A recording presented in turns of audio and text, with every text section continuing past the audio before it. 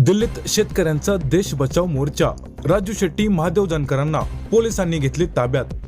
याच्याबद्दल सविस्तर माहिती अशी की भारत अमेरिका प्रस्तावित मुक्त व्यापार कराराच्या FTA विरोधात देशभरातील 154 हून अधिक शेतकरी संघटनांनी दिल्लीत पुकारलेल्या देश बचाव मोर्चा आंदोलनादरम्यान मोठा तणाव निर्माण झाला.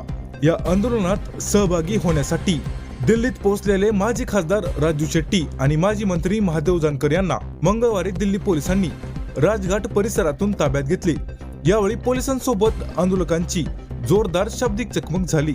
पंजाबचे शेतकरी नेते सरवन सिंग पंडेर यांच्या नेतृत्वाखाली किसान घाट व राजघाट भागातील शेतकरी एकत्र आले होते. राजू शेट्टी यांनी पोलिसांकडे शांततेत आंदोलन करण्याची मागणी केली, मात्र पोलिसांनी काही न ऐकता आपल्याला अज्ञातस्थळी नेल्याचा आरोपही यावेळी त्यांनी केला.